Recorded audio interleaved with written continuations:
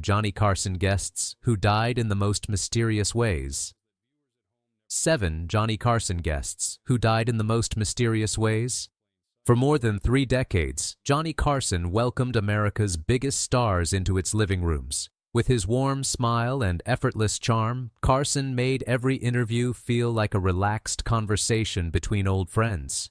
Viewers laughed, leaned in, and trusted what they were seeing.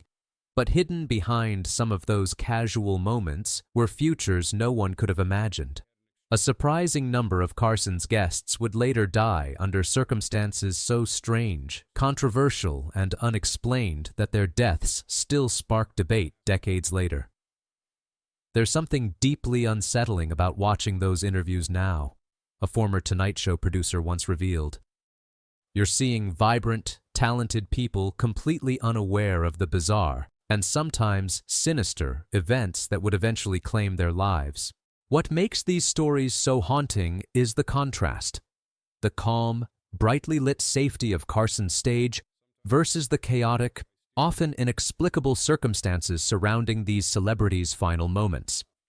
The same people who joked comfortably under studio lights would later become crime scenes, investigations, and unsolved mysteries. In the next few minutes, we'll explore 7 unforgettable Johnny Carson guests whose deaths remain surrounded by unanswered questions. But to understand why these stories linger, we need to begin with a woman who appeared on Carson's show more than 100 times, whose chemistry with the host delighted millions, and whose death on a Mexican beach remains one of Hollywood's most disturbing mysteries. This is the story of Carol Wayne, Johnny Carson's beloved matinee lady. To Tonight Show viewers in the 1970s and early 1980s, Carol Wayne was instantly recognizable. Playing the busty, seemingly clueless matinee lady opposite Carson's Art Fern, Wayne perfected a character defined by breathless delivery and exaggerated innocence. Her inability or refusal to grasp Fern's obvious innuendos made the sketches legendary.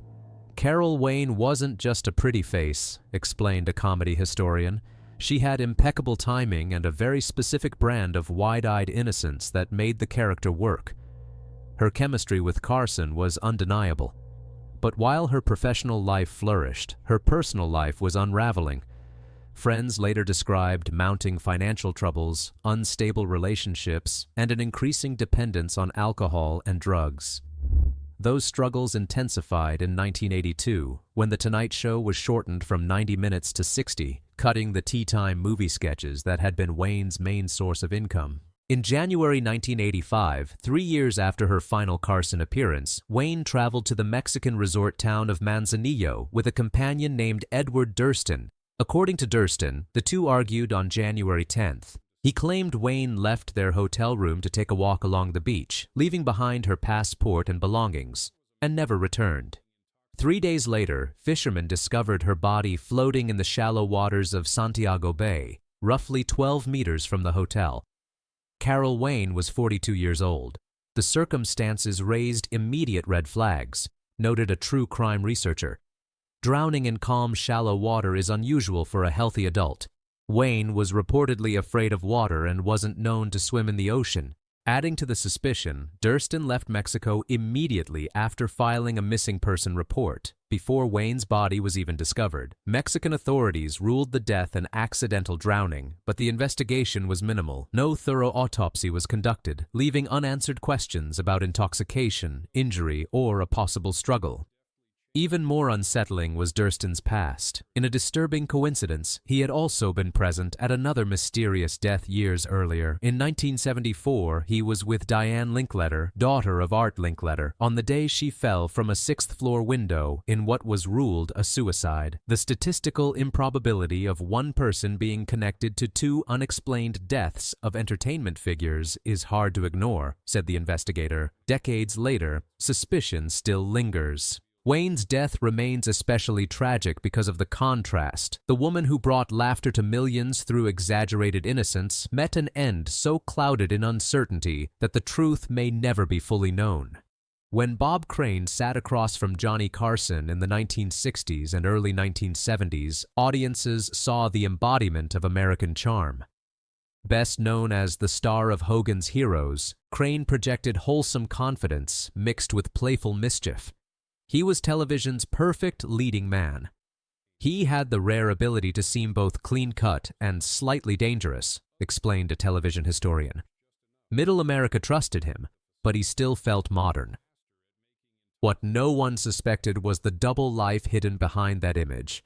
On June 29, 1978, Crane was found brutally murdered in his Scottsdale, Arizona apartment. The investigation would uncover a private world so shocking it permanently rewrote his legacy. Detectives discovered hundreds of explicit photographs and videos documenting Crane's secret sexual obsessions.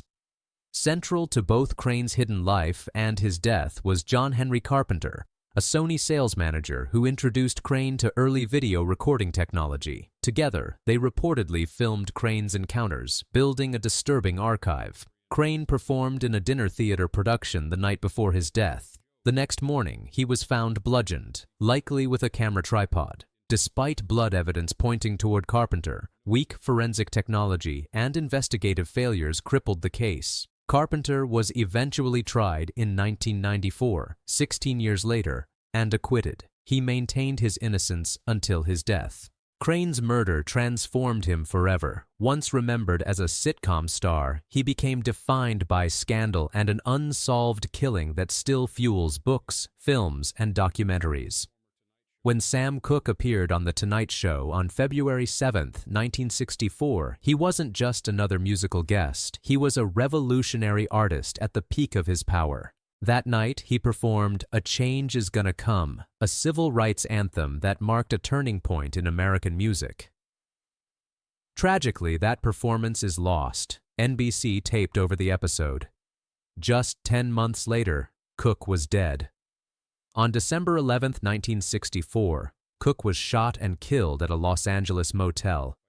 Authorities ruled the death a justifiable homicide, claiming Cooke attacked the motel manager, Bertha Franklin. But inconsistencies quickly surfaced. The inquest lasted just 30 minutes. No serious forensic analysis was conducted. Cooke's body showed signs of a beating that didn't match the official story. Critics also questioned the credibility of the key witness, Elisa Boyer, who was arrested for prostitution days later.